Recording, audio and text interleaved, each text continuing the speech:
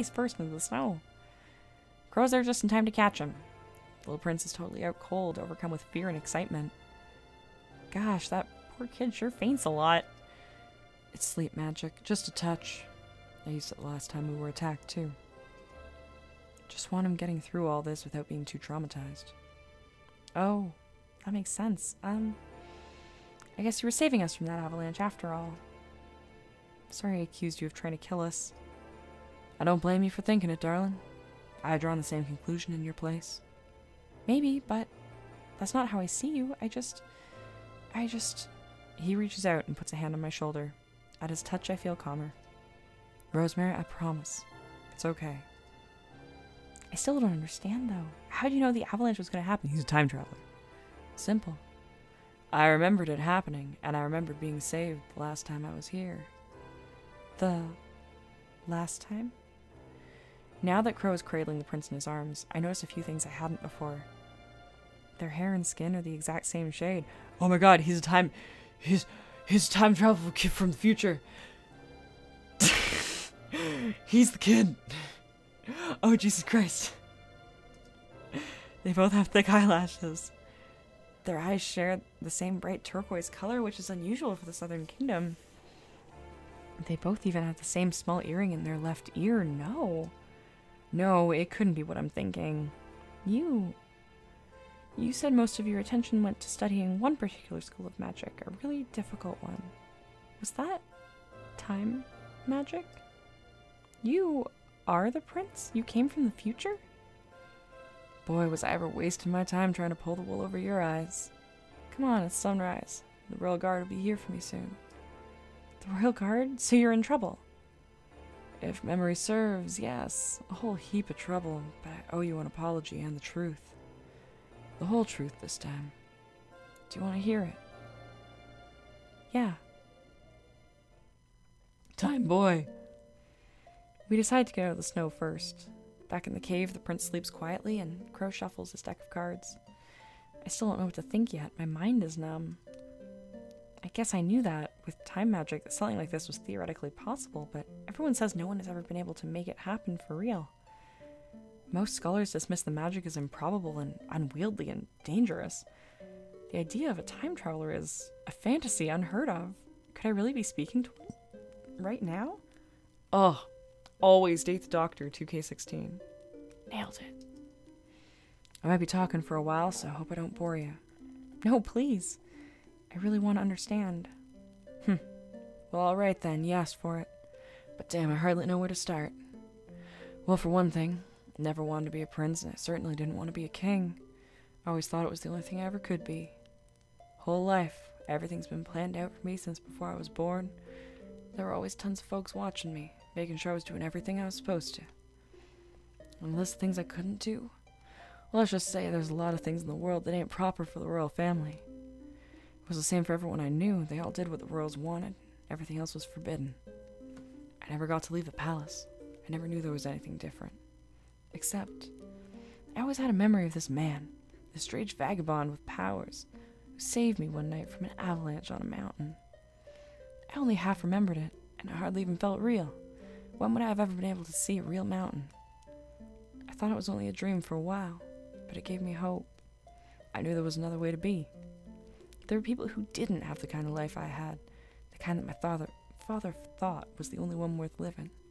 Those people were magic people. They could do things beyond what anyone imagined. It was because of that mysterious man who saved me that I eventually looked into magical ability myself. Secretly, of course. When I found out I had some magical potential, my closed little world suddenly opened a big old window. Wow, did your father ever find out about your magic?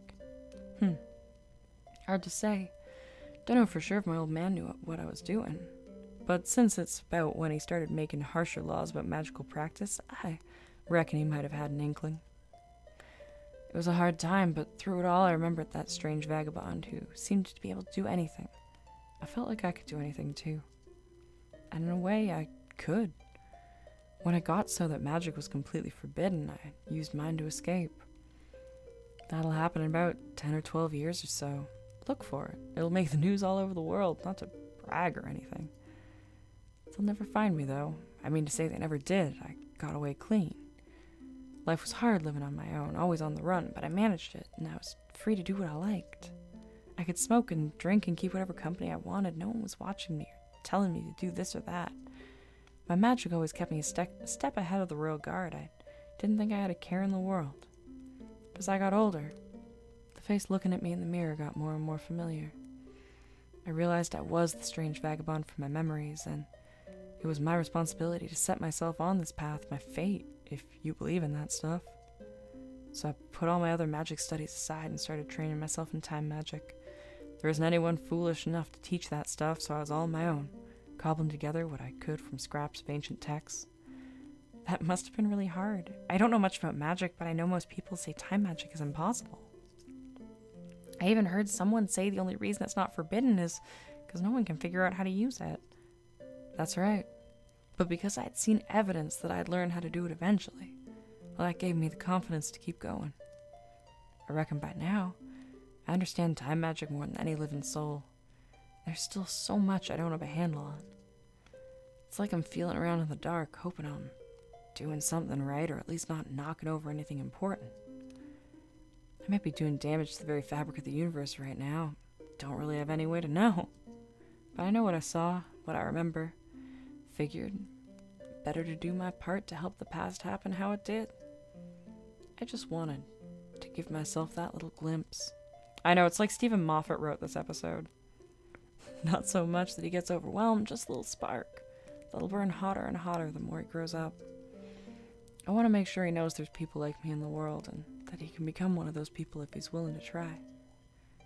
But why did you kidnap him? And if you wanted him, I mean you know what I mean.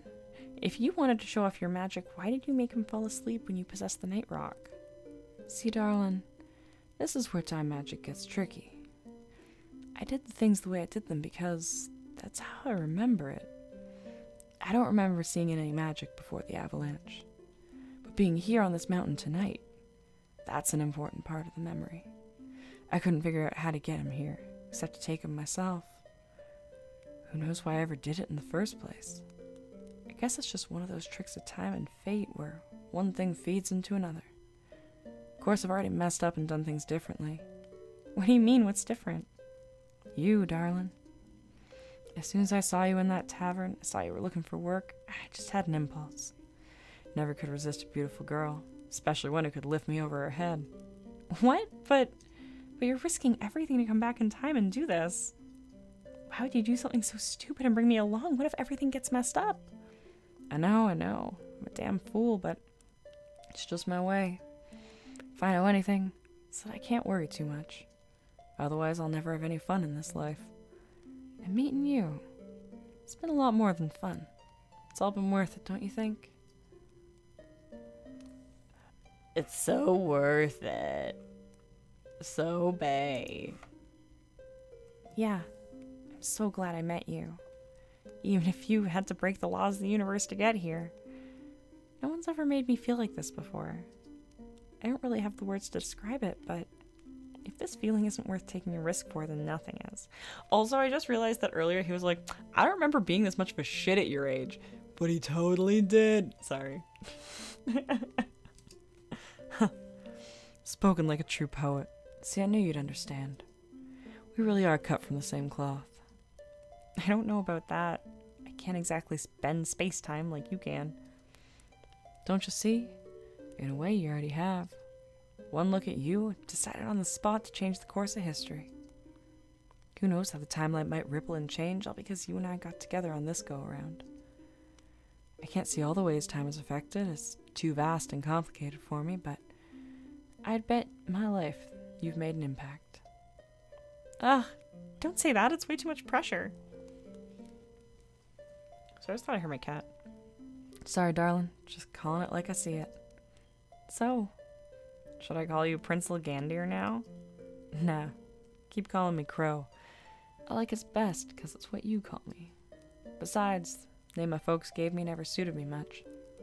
Suddenly, a loud, low note echoes over the mountainside. It's the sound of a horn being blown, the kind used by the Royal Guard of Starlight City. And that'll be the king's forces coming to take me away. They've been looking for me. For the little prince, I mean.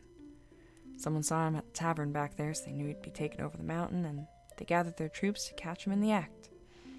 That's what I'll find out later, anyhow. Don't worry about yourself. I'll make sure they don't hold you responsible. No, they can't do this. It's okay, I'll help you escape. Not to worry, darling. Don't have much time left here anyway. I'll be gone before they get here, whether I like it or not. Huh? What do you mean by that? Crow's not listening to me. The royal guard's horn sounds again, louder this time. They're getting closer, but he doesn't seem worried. He kneels by the little prince and gently shakes him awake. Once again, I'm struck by how similar they are, now that I know what to look for. Listen up, Prince. You need to tell everyone who will listen that I kidnapped you. Tell them that this nice lady here is the one who chased me off and saved you. Otherwise, they're gonna think she's my accomplice. Can you do that for me, little fella? Okay, I can tell them that. And another thing. It may not feel like it, but your folks really do love you, even if they have a funny way of showing it. Don't forget that even for a second. But don't let them walk all over you neither. Your old man, he always... Crow's voice catches in the middle of his sentence, and he can't speak. After a moment, he seems to choke back his words, apparently deciding he's said enough. The little prince furrows his brow. He's still half asleep. I'm not sure he understands. But it sounds to me like Crow just needs to say it for himself. After a bit, the sleep magic kicks in again and the prince drifts off. Guess the whole journey will register as a dreamlike experience for him, almost like it didn't even happen. But I know he'll never really forget it. And neither will I.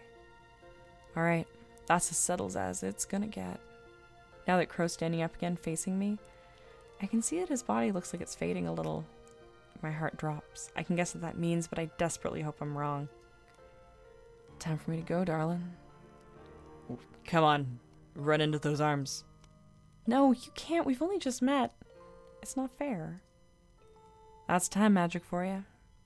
I can't stay in a time that's not my own, not for long. I'm gonna snap back to the future any minute now. Bring me with you then. I want to go too. I can't do that either, as much as I'd like to. Not sure how to bring someone else with me. And besides, that wouldn't be your time, any more than this one is mine. You'd snap back eventually, just like I'm doing now. But, can you come back? I just want to see you again. Rosemary. I wish more than anything that I could say something now to make you smile. But using time magic to come back here, just this once, it's already harder than anything I've done before. I don't know if I could ever manage to try it again.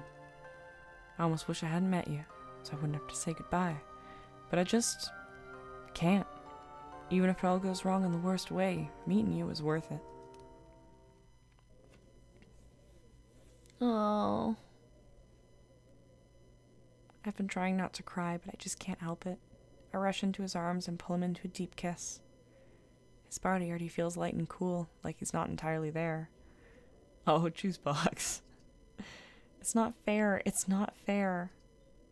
Crow, listen. Maybe it's not impossible. If you know more about time magic than anyone, maybe you can find a way that we can be together for good. It's a nice idea, darling. I don't want you getting your hopes up. I might spend my whole life trying to find a way and never come up with anything. But how about this? I promise I'll try. Even if it does take my whole life, I'll do my damnedest to find a way back to you. I know what he's saying is impossible. Crow and I can't stay together. When he's gone, he'll be gone for good. But it makes me feel better to hear him say he'll try. It feels good to pretend. Look out for me in about 20 years, alright? Bet you'll still be real cute. I've always had a thing for older women anyway. Don't make me laugh. I'll just cry more. We kiss again, for what might be the last time. With every second, Crow fades away more and more. Crow? Yes, darling.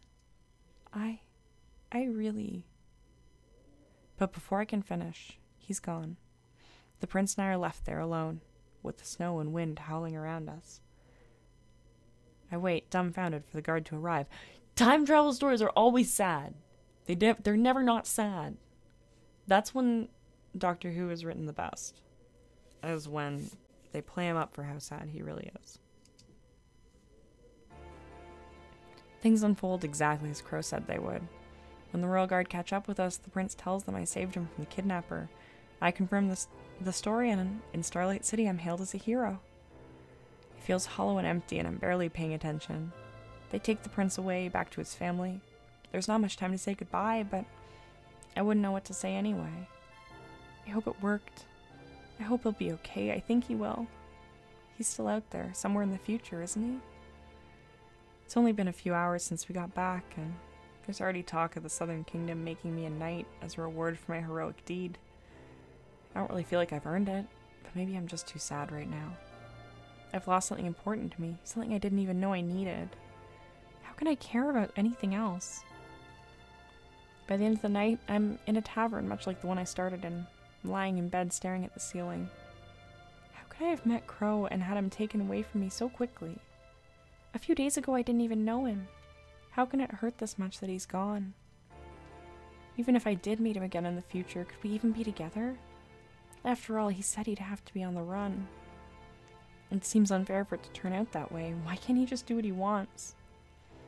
Why shouldn't he use his magic? It's not like he uses it to do anything bad. Why does being himself have to make him an outlaw? What if I do become a knight, and the king makes me chase down people like him someday? I don't want that. I feel confused, tired, and empty. Most of all, I just miss him. But life will go on, won't it? I'll become a knight. A real knight. Just like I've dreamed about since I was small. I can go back to the farm and make everyone proud.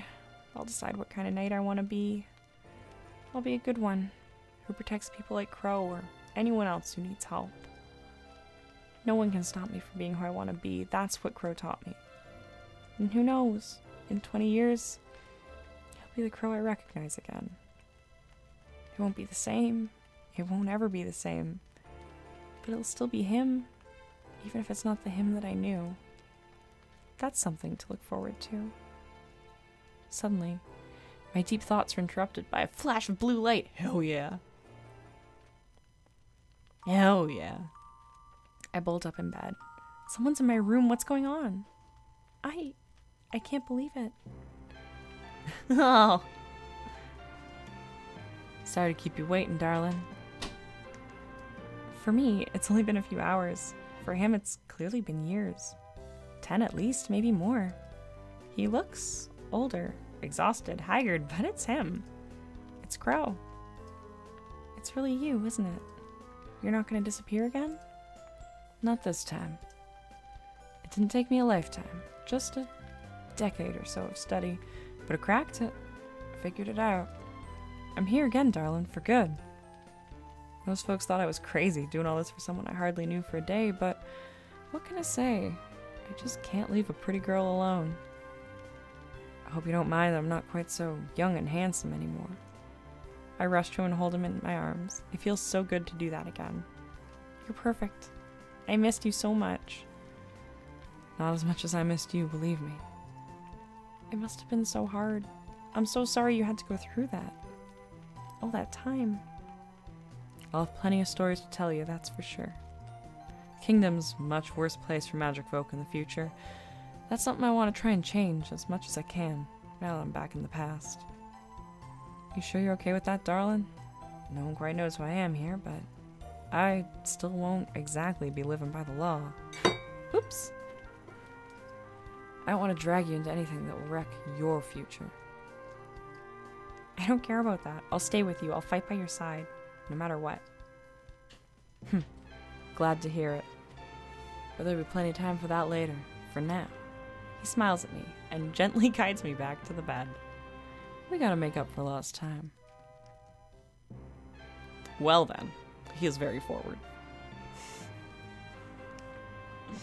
I told you this was a good choice. It was a good choice.